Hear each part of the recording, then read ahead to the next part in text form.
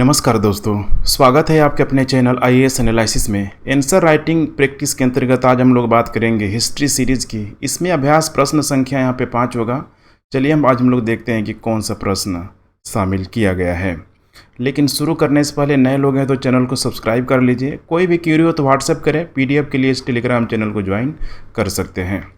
अब यहाँ पे आज का जो प्रश्न है यहाँ पे ऑलरेडी मेंशन है। भारत छोड़ो आंदोलन की सबसे बड़ी उपलब्धि यह थी कि इसने ब्रिटिश शासन के विरुद्ध भारतीय जनता को एकजुट किया। चर्चा कीजिए। देख पा रहे हैं यहाँ पे प्रश्न को ऑलरेडी पूछा गया है। देखिए यहाँ पे जब भी मैं आंसर राइटिंग की बात करता हूँ तो आप लोगों से यही बताता हूँ कि क्वेश्चन को सबसे पहले तोड़ने की कोशिश कीजिए, बांटने की कोशिश कीजिए, और उसमें जो भी यहाँ पे इंट्रो पार्ट है, बॉडी पार्ट है और कंक्लूजन पार्ट है, जब इस तरीके से आप आंसर राइटिंग करेंगे तो कहीं से कोई समस्या यहाँ पे नहीं आएगी। अब यहाँ पे कह रहा है कि भारत छोड़ो आंदोलन की सबसे बड़ी उपलब्धि यह थी कि इसने ब्रिटिश शासन के विरुद्ध भारतीय जनता को एकजुट किया। अब यहाँ पे देखिए भारत छोड़ो आंदोलन के बारे में बताने की कोशिश यहाँ पे की जा रही है कि या इसके बारे में बताइए कि यह क्या था, आखिर भारत छोड़ो आंदोलन असफल यहाँ पे क्यों हुआ, सफल अगर हुआ तो कैसे हुआ। और कह रहा है कि यह इतना बड़ा आंदोलन था कि देखिए इसने ब्रिटिश शासन के विरुद्ध भारतीय जनता को यहाँ पे एकजुट कर दिया। तो क्या ये इंस्टेंट हो गया, ये अचानक हो गया? इसमें बिना गांधी का जिक्र किए हुए ये क्वेश्चन पूरी तरीके से यहाँ पे कंप्लीट हो ही नहीं सकता है। तो चलिए थोड़ा सा हम लोग चर्चा करने का प्रयास करते हैं, बनाते हैं फ्रेमिंग, सिनॉप्सिस बनाने की कोशिश करते हैं। सबसे पहले देखते हैं हम लोग सिनॉप्सिस पार्ट में। देख पा रहे हैं यहाँ पे भूमिका है। भूमिका देखिए संक्षेप में बताइए, बिल्कुल आप फ्री है यहाँ पे, जितना कम से कम शब्दों में अधिक से अधिक उसे प्रभावशाली बनाने का प्रयास कीजिए। दूसरा जो है यहाँ पे बॉडी लाइन में आइए यहाँ पे कि ब्रिटिश शासन के खिलाफ भारतीय लोगों को इसने एकजुट कैसे किया भारत छोड़ो आंदोलन ने। तो ये थोड़ा सा आपको यहाँ पे बताना होगा, डिटेल वे में यहाँ पे बताना होगा कि किस तरीके से किया। जैसे कि गांधी ने ऑलरेडी आह्वान किया हुआ था कि भारत छोड़ो आंदोलन के दौरान हो सकता है कि जो अंग्रेज लोग हैं, बड़े बड़े जो भी भारतीय जो नेता है, उन सबको यहाँ पे जेल में डाल दिया जाएगा। तो उसके बाद से क्या होगा, तो लोगों को स्वतः आंदोलन यहाँ पे करना होगा। समानांतर सरकारें यहाँ पे चलाने के भी यहाँ पे ज़रूरत पड़ी थी। जैसे बलिया में चीतू पांडे वगैरह का नाम आप लोगों ने ज़रूर सुना होगा। तो यहाँ पे कहीं न कहीं देखिए भारतीय लोगों को यहाँ पे एकजुट करने का यहाँ पे प्रयास कर रहा है, चूँकि इतना बड़ा मूवमेंट बन चुका था। अब उसके बाद कह रहा है कि आंदोलन की विफलता, चूँकि सफल तो नहीं हुआ, विफल ही इसे कहा जा सकता है, लेकिन यहाँ पे लोगों को इसने एकजुट करने का पूरा यहाँ पे प्रयास किया ही किया। उसके बाद देखिए यहाँ पे निष्कर्ष में यहाँ पे भी आप फ्री है, कंक्लूजन यहाँ पे, ठीक है। बाकी जो इस तरीके से फ्लो होना चाहिए कंक्लूजन में कि लगना चाहिए कि आप, ठीक है, आगे भी यहाँ पे क्या हो सकता था, या फिर फुल्ली जो कंक्लूजन यहाँ पे जो निष्कर्ष है यहाँ पे, ठीक है, पूरे के पूरे जो आप सारे यहाँ पे लिख रहे हैं उसका यहाँ पे क्या हो सकता है। तो जितना यहाँ पे देखिए फ्री है भूमिका और निष्कर्ष में, यहाँ पे आप अपनी समझ को आधार बना के अच्छे से आंसर राइटिंग कर सकते हैं। तो चलिए हम लोग सबसे पहले बात करते हैं यहाँ पे भूमिका की। यहाँ पे देख पा रहे हैं तो यहाँ पे देखिए शुरू करते हैं हम लोग यहाँ पे जब भारत छोड़ो आंदोलन की यहाँ पे शुरुआत हुई थी। तो देख पा रहे हैं 8 अगस्त 1942 को महात्मा गांधी ने ब्रिटिश शासन को समाप्त करने का आह्वान किया और मुंबई में अखिल भारतीय कांग्रेस कमेटी के सत्र में भारत छोड़ो आंदोलन की यहाँ पे शुरुआत कर दिया।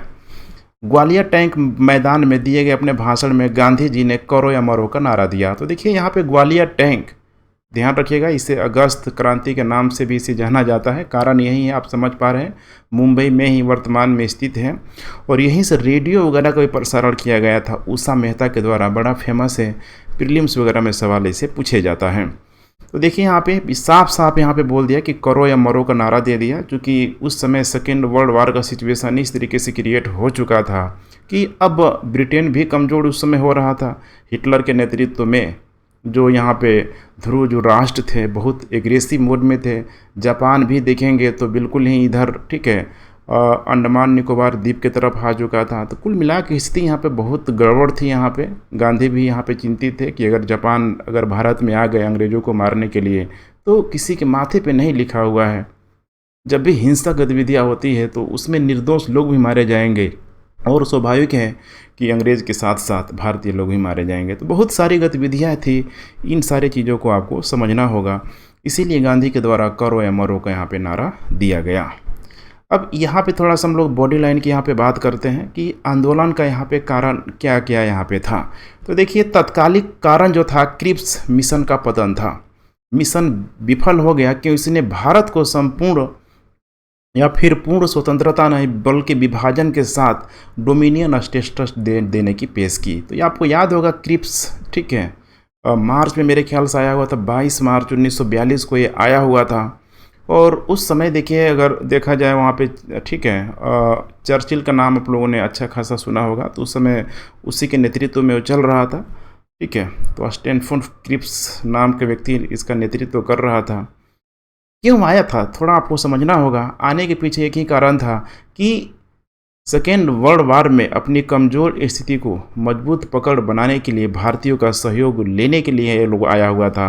और देखिए यहाँ पे बदले में भारत को देखिए यहाँ पे डोमिनियन स्टेटस यहाँ पे देने की पेश की, अर्थात सर्वे सर्वा यहाँ पे अंग्रेज ही रहेगा, सब ब्रिटेन ही रहेगा, लेकिन कुछ अधिकार यहाँ पे भारतीयों को दिया जाएगा केंद्र और राज्य में। तो यहाँ पे आपको समझना होगा डोमिनियन स्टेटस का मतलब।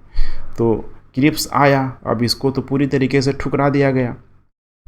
द्वितीय विश्व युद्ध में भारत से अंग्रेजों को बिना शर्त समर्थन की ब्रिटिश धारणा भारतीय कांग्रेस राष्ट्रीय द्वारा यहाँ पे स्वीकार नहीं किया गया। सिंपल भाषा में कांग्रेस ने इस चीज़ को पूरी तरीके से यहाँ पे मना कर दिया, खासकर गांधी जी के द्वारा। अब देखिए अब जस्ट यहाँ पे क्रिप्स आया अगस्त में, ठीक है, अगस्त प्रस्ताव भी यहाँ पे पूरी तरीके से फेल हो जाएगा। तो ऐसे बहुत सारे देखेंगे, ठीक है, तो गतिविधियाँ होती रहेगी। उसके बाद हम लोग नेक्स्ट बात करते हैं ब्रिटिश विरोधी भावनाओं और पूर्ण स्वतंत्रता की मांग ने भारतीय जनता के बीच लोकप्रियता हासिल कर ली थी। क्योंकि आपको समझना होगा कि किसी को मैं बार बार बोलता हूँ इतना ना दबाओ, इतना ना दबाओ कि उसका डर ही ख़त्म हो जाए। अब यही चीज़ अंग्रेज़ों के द्वारा किया जा रहा था। पिछले लगभग 200-250 सालों से इतना भारतीयों को कंप्रेस किया जा रहा था। और वो कांग्रेस की स्थापना के बाद से एक यहाँ पे मूवमेंट हुआ, खासकर गांधी के नेतृत्व में असहयोग हो गया, सविनय अवज्ञा आंदोलन हो गया। तो आपको समझना होगा कि लोगों में कहीं न कहीं जन जागरूकता, जन चेतना का यहाँ पे प्रचार प्रसार हो रहा है। अर्थात अब भारतीय जो उपनिवेश था पूरी तरीके से वयस्क हो चुका था। अब ये समझ रहा था कि भाई हमारा कहीं न कहीं अंग्रेजों के द्वारा शोषण किया जा रहा है। आवश्यक देखिए वस्तुओं की कमी हो गई, युद्ध जब भी होगा समस्या आएगी ही आगे। चूँकि इतना बड़ा सेकेंड वर्ल्ड वार में जन धन से सबकी यहाँ पे क्षति हुई, तो ये समस्या आएगी ही आएगी। यहाँ पे डिमांड पूरी तरीके से बढ़ जाएगा। सप्लाई उस समय देखिए युद्ध के दौरान पूरी तरीके से नहीं हो पाता है, तो ये भी एक बहुत बड़ी समस्या का कारण है। द्वितीय विश्व युद्ध के परिणाम स्वरूप अर्थव्यवस्था यहाँ पूरी तरीके से चरमरा गई थी। अब नेक्स्ट यहाँ पे देखिए, यहाँ पे ठीक है, आंदोलन की सफलता किस संदर्भ में यहाँ पे, तो इसको समझना होगा कि भारतीयों को इसने एकजुट किया। कैसे किया देखिए, यहाँ पे भविष्य के नेताओं का उदय, जैसे कि इसमें राम मनोहर लोहिया ये उषा मेहता के साथ रेडियो के संचालन में अच्छा खासा भूमिका निभा रहे थे। जेपी नारायण, अरोड़ा आसफ अली, बीजू पटनायक, देखिए कितना ये सब नाम है जो आज भी हमें सुनने के लिए मिलता है। सुचेता कृपलानी कितनी फेमस देखिए महिला, आदि नेताओं ने भूमिगत गतिविधियों को अंजाम दिया जो बाद में प्रमुख नेताओं के रूप में उभरे। देखिए यही चीज़ है, अचानक इतना बड़ा पब्लिक फिगर कोई नहीं बन पाता है जब तक उसका कोई न कोई योगदान किसी न किसी क्षेत्र में जब तक नहीं होगा। देखिए जेपी नारायण का नाम उसी समय से आ रहा है, फिर आगे चल के, ठीक है, जब इंदिरा गांधी के समय आपातकाल के बाद से भी यहाँ पे जब आंदोलन, ठीक है, किया जाएगा, जेल भरो आंदोलन जब किया जाएगा, तो उस समय भी देखिए जेपी नारायण के साथ साथ बहुत सारे, लालू यादव, नीतीश कुमार, एक से एक उस समय नेता थे जो आज बहुत ही फेमस है। अब देखिए बात करते हैं हम लोग नेक्स्ट यहाँ पे महिलाओं की भागीदारी। इसमें ठीक है, जिस महिला का जिक्र मैं करने जा रहा हूँ आप लोगों को भली भांति इनके बारे में, ठीक है, थोड़ा मतलब पढ़ना होगा, जानना होगा, एग्जाम में ज़रूर यहाँ पे पूछा जा सकता है। तो आंदोलन में महिलाओं ने बढ़ चढ़ कर यहाँ पे हिस्सा लिया। खासकर उषा मेहता जैसे महिलाओं ने यहाँ पे एक भूमिगत रेडियो स्टेशन स्थापित करने में मदद की, जिससे आंदोलन के बारे में जागरूकता पैदा हुई।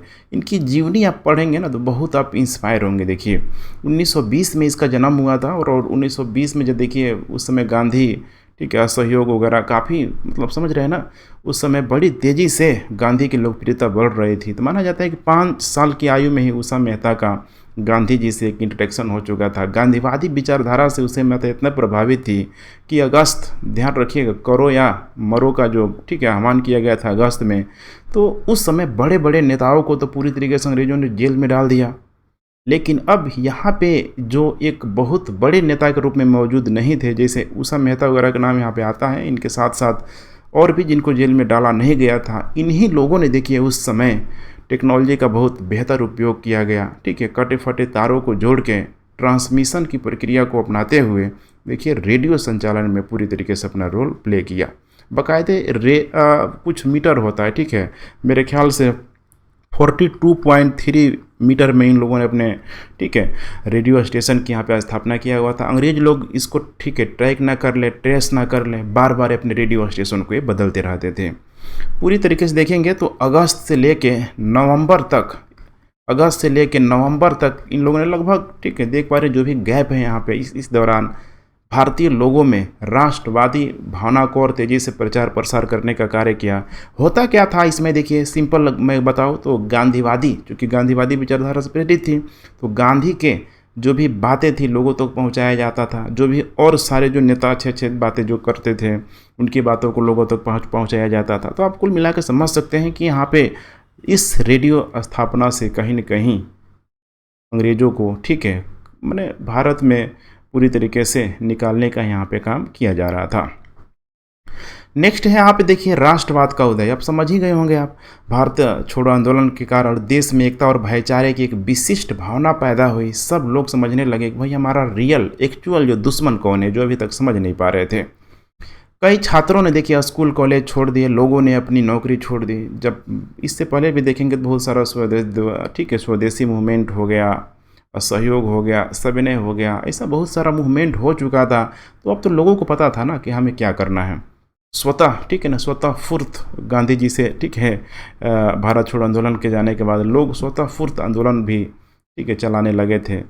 अर्थात जहाँ जहाँ लोग थे उनको पता था कि हमें क्या करना है आंदोलन में। अब समझ रहे हैं ना कि जो असहयोग आंदोलन में अपना घर से निकल गया, सोचिए सविनय अवज्ञा, भारत छोड़ो आंदोलन, फिर लास्ट में आते आते देखिए यहाँ पे स्वतंत्रता। समझ रहे हैं, यहाँ पे एक छोटे से अगर बच्चे की एग्जांपल लिया जाए तो अगर सपोज करिए उषा मेहता का ही अगर एग्जांपल लिया जाए तो उस समय देखिए इनका जन्म हुआ था। अब देखिए ये समझ रही है कि क्या हमें करना है, एक एक आंदोलन को भली भांति समझ रही है कि हमें किस प्रकार से लोगों को प्रिपेयर करना है, किस प्रकार से मूवमेंट करना है। तो इन चीज़ों को आपको समझना होगा, थोड़ा इसका एनालिसिस करके आपको अच्छे से लिख देना होगा, अच्छे मार्क्स मिल जाएंगे। नेक्स्ट है यहाँ पे देख पा रहे हैं स्वतंत्रता का मार्ग प्रशस्त। यद्यपि वर्ष 1944 में भारत छोड़ो आंदोलन को तो कुचल दिया गया। देखिए 1942 में जो लहर जो दौड़ी थी, 44 तक आते आते धीमे हो गया, क्योंकि ब्रिटिश को इसमें समझना होगा कि द्वितीय विश्व युद्ध में धीरे धीरे जब अमेरिका का आगमन हो गया तो मित्र राष्ट्रों को काफ़ी इसमें बल मिला और अंग्रेजों ने कहते हुए तत्काल स्वतंत्रता देने से इनकार कर दिया कि स्वतंत्रता युद्ध समाप्ति के बाद ही यहाँ पे दी जाएगी। किंतु इस आंदोलन और द्वितीय विश्व युद्ध के बोझ के कारण ब्रिटिश प्रशासन को यह एहसास हो गया कि भारत को लंबे समय तक नियंत्रित करना संभव नहीं था, क्योंकि लोगों में यहाँ पे समझ रहे ना वयस्क उपनिवेश यहाँ पे हो चुका था। लोग बार बार उपद्रव कर रहे थे, तो यहाँ से उनको समझ में आ गया कुल मिला के कि भाई हमें छोड़ना ही होगा। नेक्स्ट है यहाँ पे देख पा रहे हैं, इस आंदोलन के कारण अंग्रेजों के साथ भारत की राजनीतिक वार्ता की प्रकृति ही बदल गई। अर्थात अब किसी भी प्रकार के निगोसिएशन अर्थात डोमिनियन स्टेटस वगैरह मानने के लिए तैयार नहीं थे। उनको चाहिए थे कि भाई हमें हर हाल में एक आज़ाद भारत ही चाहिए जिसमें किसी प्रकार का हस्तक्षेप यहाँ पे नहीं हो। और अंततः भारत की स्वतंत्रता का मार्ग प्रशस्त हुआ। इसके अलावा कुछ और भी देखिए आंदोलन की असफलता के रूप में समझ सकते हैं, क्योंकि यहाँ पे भारत छोड़ो आंदोलन को तो एक सफल आंदोलन पूरी तरीके से नहीं माना जा सकता है। कुछ सफल है, कुछ असफल है। तो यही थोड़ा एनालिसिस पार्ट है, जिसे कि क्रूर दमन के माध्यम से देखिए अंग्रेजों ने, ध्यान रखिएगा, हिंसक रूप से इसे दबा दिया। लोगों पर गोलियां चलाई, लाठीचार्ज किया, गाँव को जला दिया गया और भारी इसमें जुर्माना भी लगाया गया। इस तरह सरकार ने आंदोलन को कुचलने के लिए हिंसा का सहारा लिया। देख पा रहे हैं यहाँ पे 1 लाख से अधिक लोगों को यहाँ पे जेल में डाल दिया गया, गिरफ्तार भी किया गया। उसके बाद है यहाँ पे समर्थन का अभाव, चूँकि यहाँ पे आपको समझना होगा कि अभी भी इसमें देश में 3 जो ऐसी बड़ी बड़ी जो पार्टी के रूप में स्टेबलाइज थी, जो कहीं न कहीं इस आंदोलन को, भारत छोड़ो आंदोलन को समर्थन नहीं कर रही थी, जो वर्तमान में एक बहुत बड़ा डिबेट का कारण भी है। तो आपको इस चीज़ को समझना होगा कि मुस्लिम लीग, भारतीय कम्युनिस्ट पार्टी और हिंदू महासभा ने आंदोलन का समर्थन नहीं किया। तीनों है, देखिए मुस्लिम लीग तो चलिए पाकिस्तान चला गया, लेकिन अभी ये भारतीय कम्युनिस्ट पार्टी और हिंदू महासभा करेंट सिनेरियो के माध्यम से इस चीज़ को आप समझ सकते हैं, इन लोगों ने समर्थन नहीं किया। भारतीय नौकरशाही ने भी इस आंदोलन का समर्थन नहीं किया। इस चीज़ को आपको समझना होगा, जो वर्तमान में मैं बार बार बोल रहा हूँ, डिबेट का एक बहुत बड़ा कारण है। लेकिन हम लोग थोड़ा कारणों को जान लेते हैं यहाँ पे कि उस समय की परिस्थितियाँ क्या थी, आखिर इन लोगों ने समर्थन क्यों नहीं किया। देख पा रहे हैं, नंबर 1 है मुस्लिम लीग। ये तो पता ही होगा आपको, लड़के लेंगे पाकिस्तान, जिन्ना के नेतृत्व में। तो बंटवारे से पूर्व अंग्रेजों का भारत छोड़ने के यहाँ पे पक्ष में बिल्कुल ये लोग नहीं था। दूसरा है, देखिए कम्युनिस्ट पार्टी ने अंग्रेजों का समर्थन किया, क्योंकि वे सोवियत संघ के साथ संबंध थे, और सोवियत संघ आपको पता होना चाहिए कि वो मित्र राष्ट्रों की श्रेणी में था। बड़ी हास्यास्पद है, देखिए एक कम्युनिस्ट जो कंट्री है, एक कम्युनिज्म कंट्री है, जो बिल्कुल एक कैपिटलिस्ट के साथ सेकेंड वर्ल्ड वार में ठीक है खड़ा था। जो नहीं था, यही है ना, देखिए विपत्ति के समय विचारधारा कहीं कुछ काम नहीं आता, जिसको जहां आश्रय मिलता है वो वहीं पे चला जाता है, और सोवियत रूस भी इसमें एक बहुत बड़ा कारण था। तो देख पा रहे हैं यहाँ पे सोवियत रूस। तीसरा है यहाँ पे जो वर्तमान में सबसे बड़ा डिबेट का कारण है, हिंदू महासभा ने खुले तौर पर भारत छोड़ो आंदोलन का विरोध किया, इस आशंका के तहत कि जो आंतरिक जो मामला है पूरी तरीके से देखिए यहाँ पे बिगड़ जाएगा, आंतरिक व्यवस्था यहाँ पे बिगड़ जाएगा, समस्या होगा, युद्ध के दौरान आंतरिक सुरक्षा को खतरे में डाल देगा। तो हिंदू महासभा का ये आर्गूमेंट है। भैया यही हिंदू महासभा वर्तमान में ठीक है आरएसएस से लिंक कर सकते हैं, वर्तमान में जो गवर्नमेंट है उससे लिंक कर सकते हैं। तो इस चीज़ को समझना होगा, ठीक है। अब इसका डिबेटेबल चीज़ है, कोई जिसका बिना सिर पैर का मैं इसे डिबेट मानता हूँ, इसका कोई औचित्य ही नहीं है, कोई मतलब ही नहीं है। ये आरोप प्रत्यय का दौर ही चलते रहेगा पूरी तरीके से। उसके बाद यहाँ पे नेक्स्ट है, इसी बीच सुभाष चंद्र बोस ने देश के बाहर, अब कुछ लोग अंदर सपोर्ट नहीं कर रहे हैं तो कुछ लोग बाहर भी जाके पूरी तरीके से आंदोलन को जागृत करने का प्रयास कर रहे हैं। इसमें एक बड़ा नाम है, देख पा रहे हैं, सुभाष चंद्र बोस, ठीक है। भारतीय राष्ट्रीय सेना और आज़ाद हिंद सरकार को यहाँ पे संगठित किया। श्री राजगोपालाचारी, यहीं जो तमिलनाडु के ठीक है क्षेत्र से थे, जिससे कई कांग्रेस सदस्यों ने प्रांतीय विधायिका से इस्तीफा दे दिया, जो भी उनको पद मिला था, क्योंकि वे महात्मा गांधी के विचार का समर्थन, ध्यान रखिएगा, नहीं करते थे। ध्यान रखिएगा, ठीक है।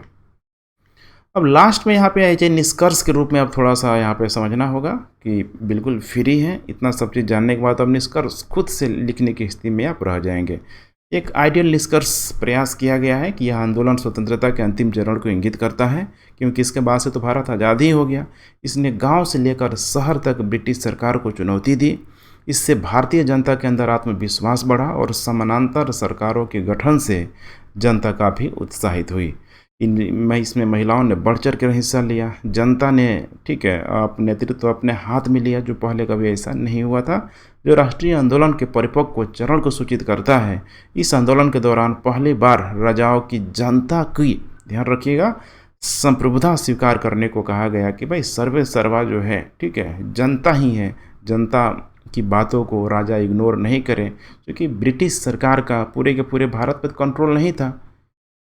70% के आसपास जो भारत की जो भूभाग था उस पर कंट्रोल था। 30% देखिए अभी भी प्रांतीय, ध्यान रखिएगा, प्रांतों में यहाँ पे जो भी राजा रजवाड़े हुए करते थे, जो बिल्कुल चाटुकार हम कह सकते हैं, जो अंग्रेज़ों की अंधभक्ति में पूरी तरीके से लीन थे। तो यहाँ पे भी उनको भी ठीक है सही होने का यहाँ पे मौका दिया जा रहा है, और इसमें काफ़ी हद तक हुए भी। तो कुल मिला के फ्रेंड्स यही था। देखिए अब इस तरह से आप एक बार स्टडी कर लेंगे तो फिर समस्या नहीं होगा, खुद से आप हमेशा ही लिखने की स्थिति में रहेंगे। आज का प्रश्न है टेलीग्राम में, ठीक है, आप उसका फ़ोटो खींच के शेयर करें ताकि हम लोग उसका ठीक है आप लोग फीडबैक मिलता रहे, कॉपी को अच्छे से आप लोग जांच भी करते हैं। पहला प्रश्न है यहाँ पे, भारत के स्वतंत्रता संग्राम ने उस दौर के कला और साहित्य को कैसे प्रभावित किया, विश्लेषण कीजिए। बहुत आसान सा प्रश्न है, ठीक है, प्रैक्टिस करते रहिए, प्रैक्टिस मोर परफेक्ट आपको बनाएगा। तो ठीक है friends, thanks for watching. Video पसंद आए तो लाइक शेयर करते रहे, चैनल को सब्सक्राइब जरूर करें। जय हिंद।